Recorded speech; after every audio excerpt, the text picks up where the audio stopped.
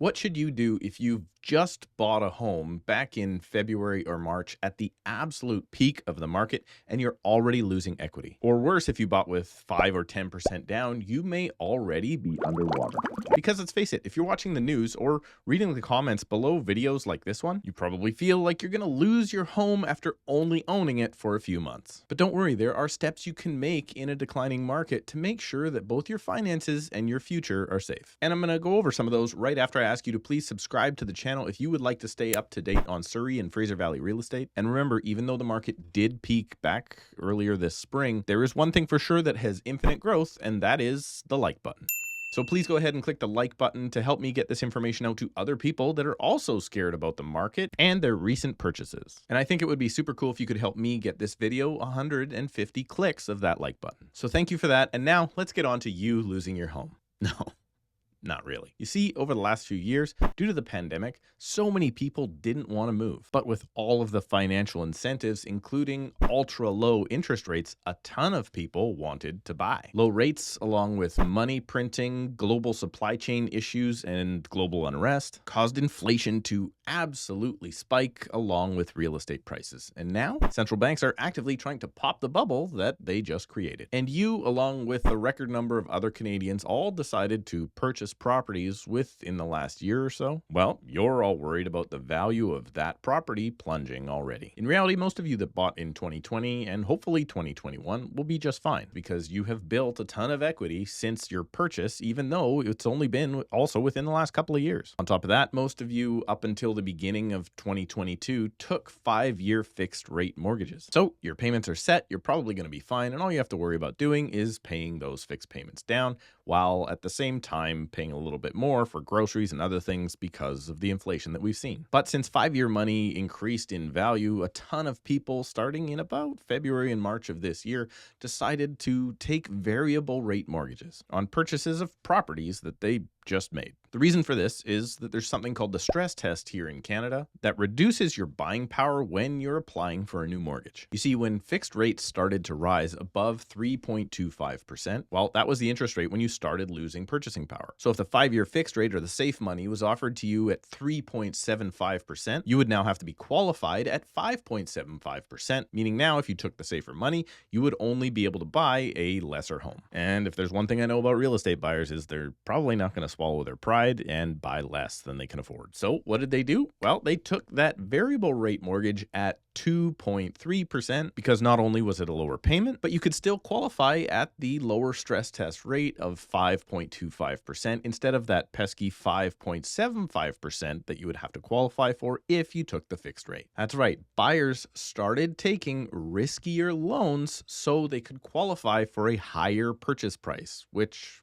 is also riskier. And now today, after a couple of interest rate hikes, there's a very good chance that that original rate that you borrowed from the bank at 2.35% has increased to over 4.5%, meaning that if you took the 5-year money at that time, even though you could have bought a lesser home, you would have had now already a lower payment. And on top of all that, the BOC is not really stopping their increasing of interest rates currently, so there's a very good chance by this September that variable rate that was 2.3% just a couple of months ago could be over 5% after the next rate announcement. So you obviously think you're screwed. Well, that might be, but there are some things you can do to help you weather the storm and get through this declining market. And the first is to read the comments down below this video where other people that don't own homes are going to give you advice, telling you that you're even in a worse position than you think you are, only causing you to feel even worse.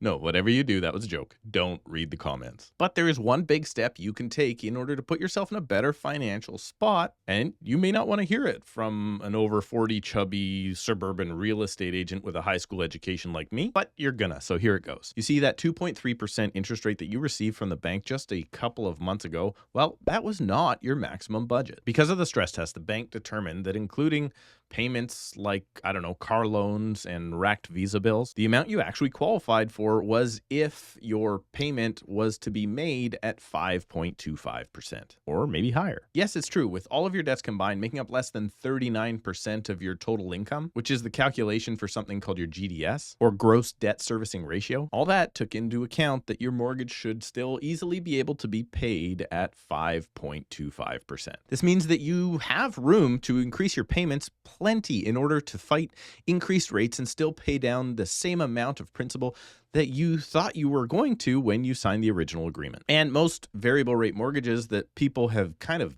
gambled on over the previous 6 months have very lenient prepayment options, meaning that they're often not as restrictive as fixed rate mortgages, and it should be as simple as walking into your local branch and asking them to increase your payment, or even logging into your account simply online and increasing your payment there for whatever amount that you can possibly afford at this time, which remember should be easily calculated up to the loan amount at 5.25%. Now, I know what you're going to say next. But Steve, don't you know that inflation is crazy and now it costs me $450 to fill up my Dodge 1500 when it used to cost me only $300 and now I don't have any money left over at the end of the day? Yeah, well, you're not going to get any sympathy from someone like me on that one. You see, the real issue often is that people in expensive homes that they can't afford actually can't afford those homes and are spending their money on silly things that they shouldn't be in times of increasing interest rates like this. And let me give you a slightly silly real-life example. I was at a backyard barbecue on Canada Day where everyone there was taking part in our country's birthday by doing the most Canadian thing a group of flag-waving proud citizens could do. That's right, everyone was complaining about house prices. But in that same conversation, I met a fella who told me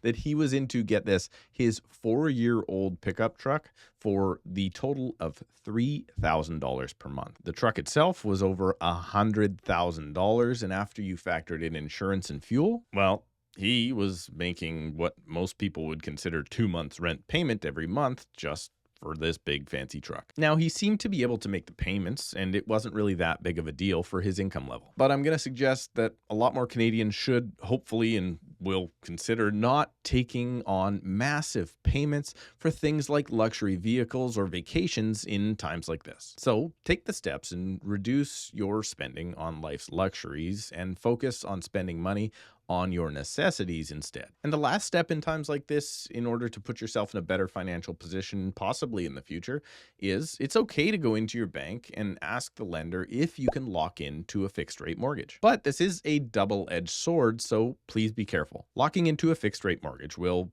likely for sure increase your payments again. But now you're paying for the security of knowing that your payments won't increase again in the future, giving you the peace of mind that you will be able to be just fine over the next 5 years as long as you can make those new payments. And I might be wrong at this because I'm not a mortgage broker, but it is my understanding that you don't now have to qualify under the stress test if you're converting a variable rate to a fixed. But understand that fixed rate mortgages come with much higher penalties if you choose to break that mortgage term early. And if rates start to go back down during your term, well, you won't get the benefit of those then lower payments in the future. But if that does happen, maybe you got to look on the bright side. At least you'll have something new to complain about next July 1st. But most of all, please just don't panic. Rather sit down, take some time, make a plan so that you can rest a little easier at night, knowing that a normal downturn in the market here in the Fraser Valley lasts for about 18 months. Or just rush out and buy a brand new Plaid Edition Tesla, whatever helps you sleep at night. Of course, if you're looking for personalized advice, you can book a call with me right now down below in the description with just a few simple clicks